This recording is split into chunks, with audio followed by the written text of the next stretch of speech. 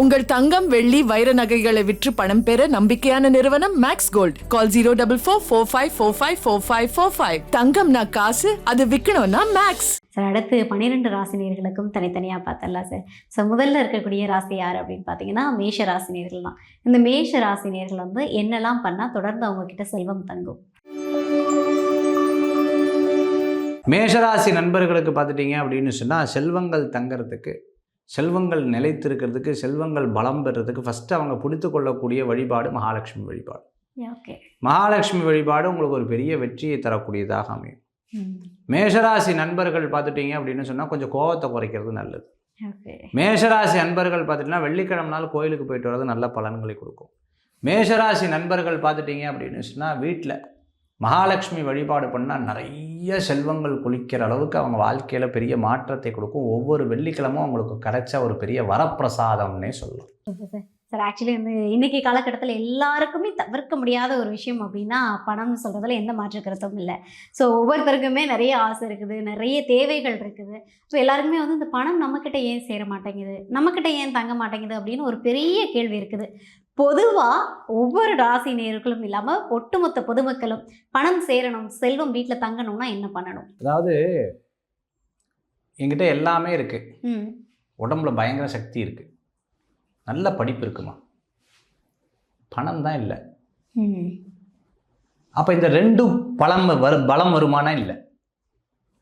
என்கிட்ட பணம் நிறையா இருக்குது, ஆனால் டாக்டர் சொல்லிட்டார் என்னை எதுவுமே சாப்பிடக்கூடாதுன்னு சொல்லிட்டார். போச்சு, சக்தி இல்லைன்னா எதுவுமே கிடையாது.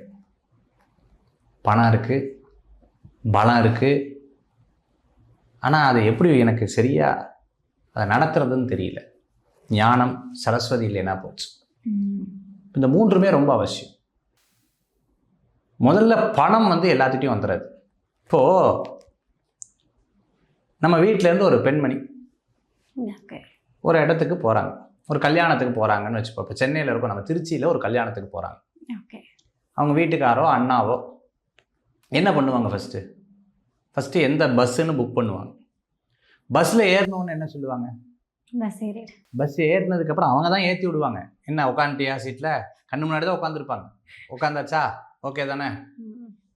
டிக்கெட் கையில் வச்சுட்ருக்கேல்ல, தண்ணி எல்லாம் இருக்குல்ல, எல்லாம் வாங்கியாச்சு, சரி போயிட்டு கொஞ்சம் தூரம் போயிருப்பாங்க, ஒரு 10 கிலோமீட்டர். திருப்பி ஒரு ஃபோன், எங்கே போயிட்டுருக்க வண்டி? இப்போ தான் விழுப்புரம் தாண்டின்னு இருக்கு, இப்போ தான் அங்கே தாண்டின்னு இருக்கோம், செங்கல்பட்டு தாண்டின்னு இருக்கு, இப்படி சொல்லிட்டு இருப்போம். இன்னொரு ஒரு அரை மணி நேரம் கழிச்சு இன்னொரு ஃபோன், எங்கே போயிட்டு இருக்க வண்டி கேட்பாங்க. இவங்க போகிறதுக்கு முன்னாடி அங்கே சொல்லிடுவாங்க,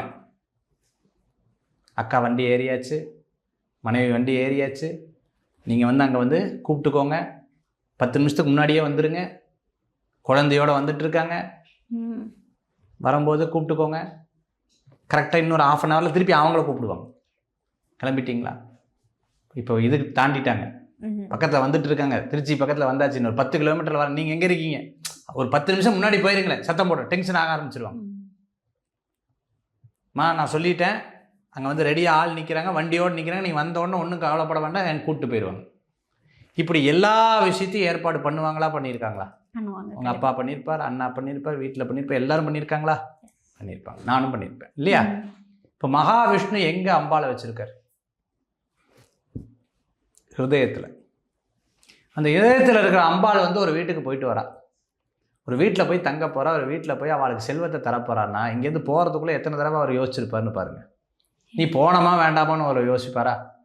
போகிற இடம் எப்படி இருக்கும்னு யோசிப்பார். அந்த இடம் முதல்ல சுத்தமாக இருக்கணும். எந்த வீட்டில் மகாலட்சுமி தங்குவானா சுத்தமாக இருக்கிற இடத்துல தான் தங்குவான். ஒரு நிகழ்ச்சி சரியாகவே ஏற்பாடு பண்ணல, உங்கள் அப்பாவோ அண்ணாவோ கணவரோ இல்லை யாரோ ஒருத்தர் சரி போயிட்டு வாமான்னு சொல்லுவாளா? அப்போது அந்த இடம் சுத்தமாக இருக்கணும், வீடு சுத்தமாக இருந்தால் தான் லக்ஷ்மி தேவி வருவா. 12 ராசிக்கும் இப்படி தான். 10 நாளாக பாத்திரம் அப்படியே தான் இருக்குது. பாத்திரத்தில் மேலே பூசணம் பூத்து, அதுக்கு மேலே ஒரு ஆடை பூத்து, முதல்ல சுத்தமாக வச்சுருக்கணும்.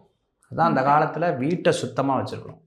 சுத்தம் சோறு போடும் இல்லையா? அப்போ அந்த வீடை சுத்தமாக வச்சுக்கிறது ரொம்ப முக்கியம். சந்தி நேரத்தில் திட்டப்படாது, கெட்ட விஷயங்களை பேசப்படாது, காசிப்ஸ் பேசப்படாது, இல்லாத நபர்களை பற்றி பேசப்படாது. நல்லா இருக்கு,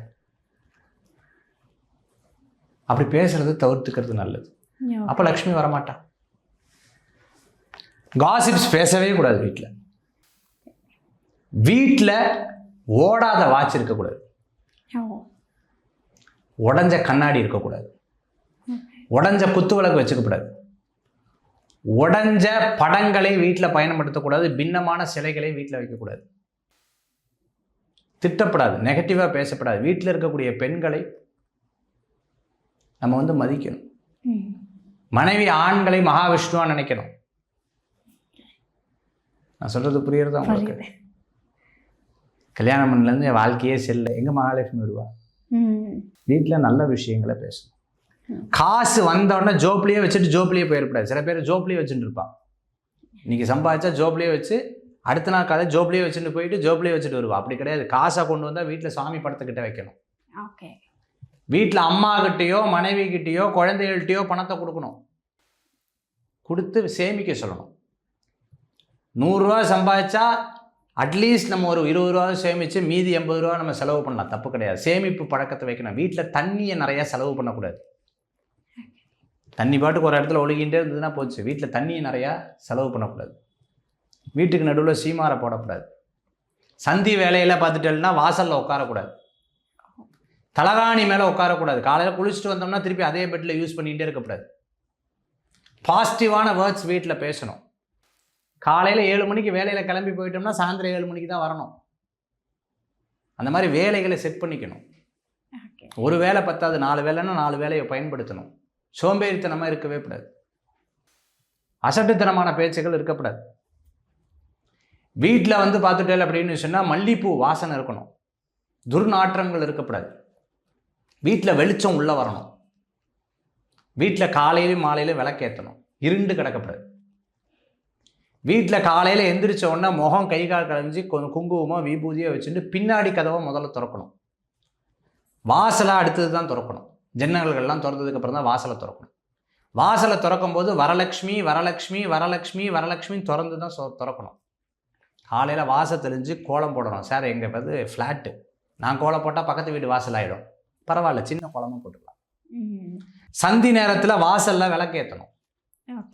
வீட்டில் விளக்கேற்றணும். வாரத்துக்கு ஒரு முறை கோயிலுக்கு போயிட்டு வரணும். கோயில் அபிஷேகம் பண்ண தீர்த்தத்தை வீட்டில் தெளித்து விடணும். நம்மளுடைய கேஷ் பாக்ஸு, எங்கள் வீட்டில் கேஷ் பாக்ஸே இல்லை, அப்புறம் எப்படி செல்வம் வரும்? கேஷ் பாக்ஸ் வச்சுக்கணும். லாக்கர்லாம் வாங்கி வச்சுக்கணும். மகாலட்சுமியை வேண்டணும், பூஜை பண்ணணும், ஆராதிக்கணும். வீட்டில் குழந்தைகளுக்கு அதை சொல்லணும். கணவன் மனைவி அட்லீஸ்ட் வாரத்தில் ஒரு நாள் வெள்ளிக்கிழமை 2 பேர் சேர்ந்து விளக்கேற்றணும். அட்லீஸ்ட் மாதத்தில் ஒரு நாளாவது குலதெய்வ கோயிலுக்கு போயிட்டு வரணும். இல்லைனா 6 மாதத்துக்கு ஒருக்காவது குலதெய்வ கோயிலுக்கு போயிட்டு வரணும். வருஷத்தில் 2 தடவை ஹோமம் பண்ணிடணும். வீட்டில் 4 பேர் வந்துட்டு போகிறேன்னா திருஷ்டி எடுக்கணும். வீட்டுக்குள்ளே வரும்போது மங்களகரமான ஒரு அமைப்பை வீட்டில் வச்சுருக்கணும். இதெல்லாம் இருந்தால் லக்ஷ்மி தேவி வீட்டுக்கு வருவாள். லக்ஷ்மி வந்து நிலைப்பா நிற்பா. அது பெருமாள் அனுகிரகம் பண்ணுவார். சரி போயிட்டு வாங்க. இதெல்லாம் இல்லாமல் நம்ம பண்ணினோம்னா அவள் பெருமாள் அனுமதிக்க மாட்டார். உங்கள் வீட்டில் அப்பாவோ அண்ணாவோ கணவரோ நீ இதை பண்ணாதேன்னு சொன்னால் பண்ணுவேலா? பெருமாள் வேண்டான்னா எப்படி பண்ணுவேன்? அப்போது நம்ம வீட்டில் லக்ஷ்மி வந்து அது அஷ்டலக்ஷ்மியாக மாறணும்னா இத்தனை விஷயத்தை நம்ம கடைபிடிச்சோம்னா லக்ஷ்மி தேவி அஷ்டலக்ஷ்மியாக மாறும். உங்கள் தங்கம் வெள்ளி வைர நகைகளை விற்று பணம் பெற நம்பிக்கையான நிறுவனம் மேக்ஸ் கோல்ட். கால் 04445454545. தங்கம்னா காசு, அது விற்கணும்னா மேக்ஸ்.